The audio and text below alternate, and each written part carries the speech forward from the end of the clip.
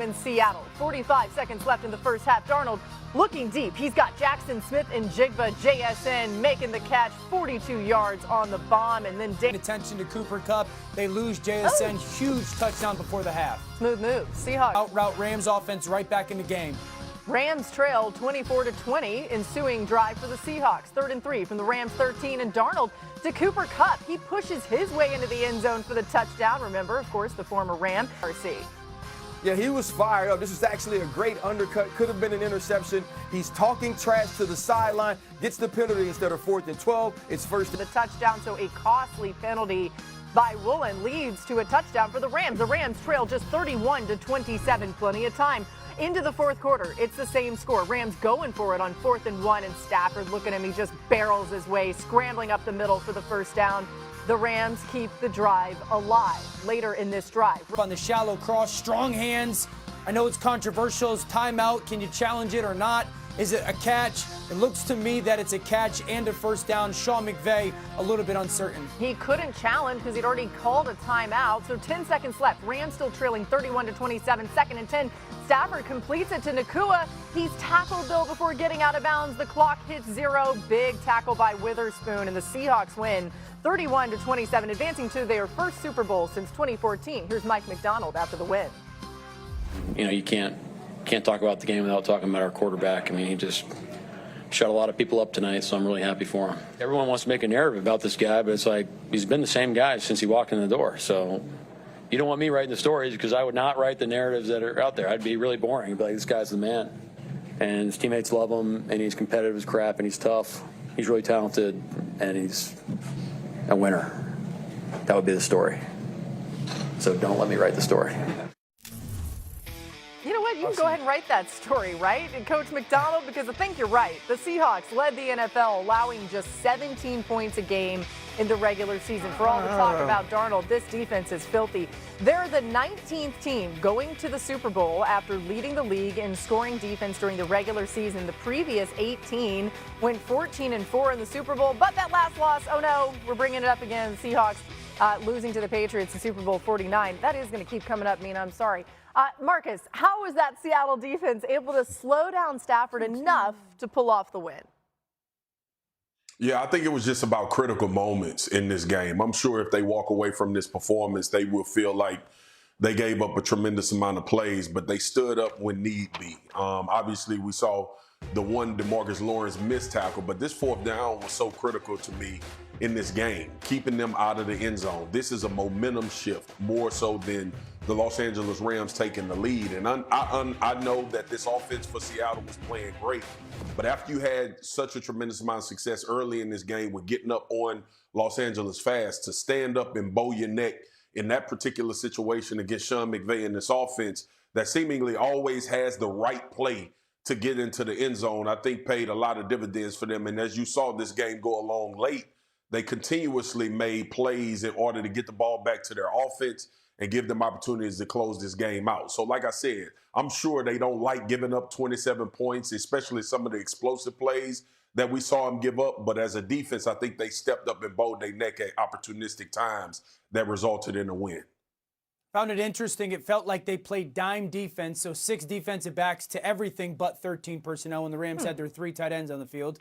And then I do think it was clear that with their coverage plan, they wanted to play essentially underneath or behind everything. Marcus, you talk about that 4th down stop. It's really 3rd down and 4th down are those 2 huge red zone stops. And if you just watch how their plan is, number 1, it's double Devontae, double Puka, or at least have the bodies near them, right? So in those moments, take those players away and then allow the one-on-one to the tight end and the number 4 receiver to win. The 4th down, the 7 guys up at the line of scrimmage, they double peel on Kyron, but just look at the leverage everybody's playing on the receivers.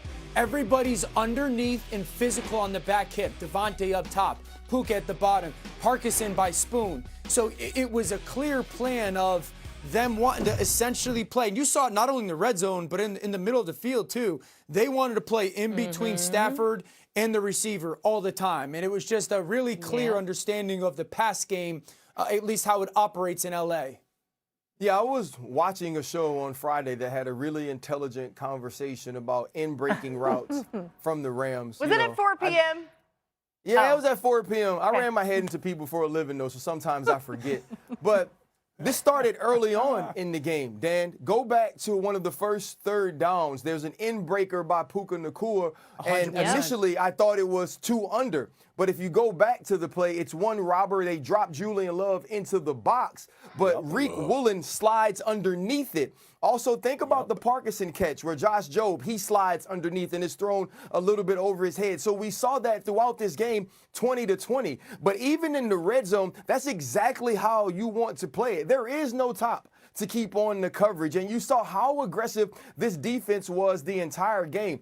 I also loved a slight wrinkle in what Seattle was doing. There were so many plays where there were eyes on the quarterback from underneath defenders, but it was physical outside coverage by Reek Woolen or Witherspoon where they were getting hands on Puka Nacua and also Devontae Adams. It cost them at times down the field, but I thought it helped them, especially on some of those end breakers, to be close to the football.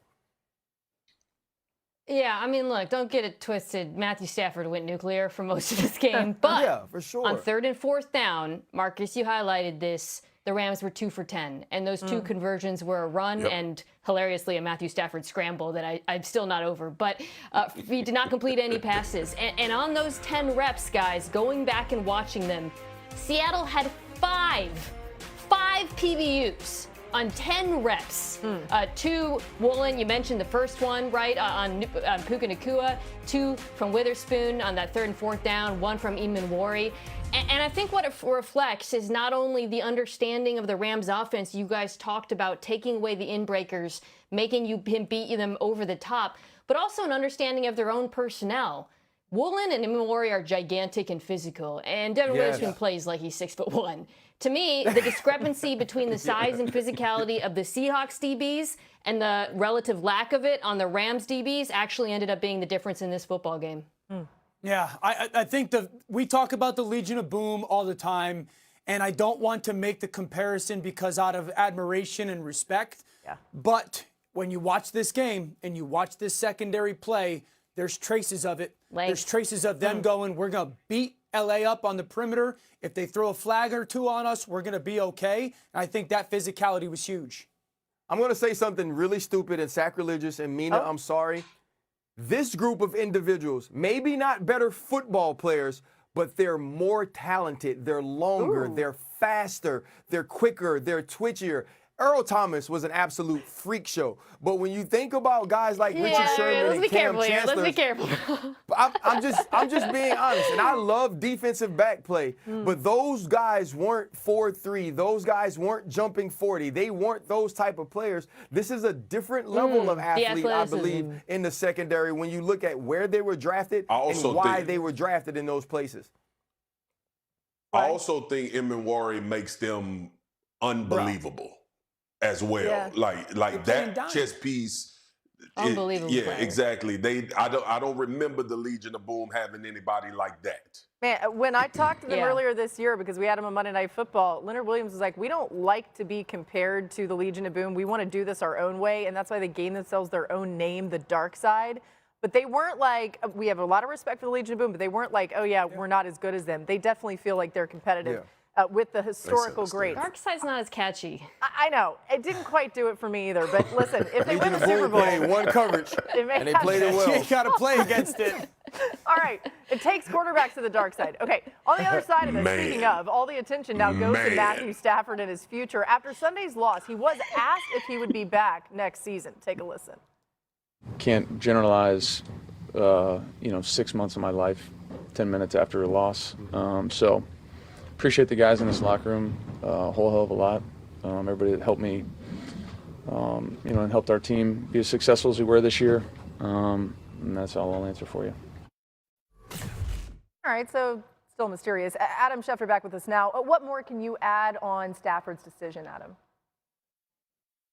Well, those questions are hard to answer in that setting at that moment when you just lost a heartbreaking defeat to the Seattle Seahawks. But I think the thinking around the league has been that Matthew Stafford would likely be back next season. Now, there will be conversations that occur between him and his family, him and his team before he gets to a certain point.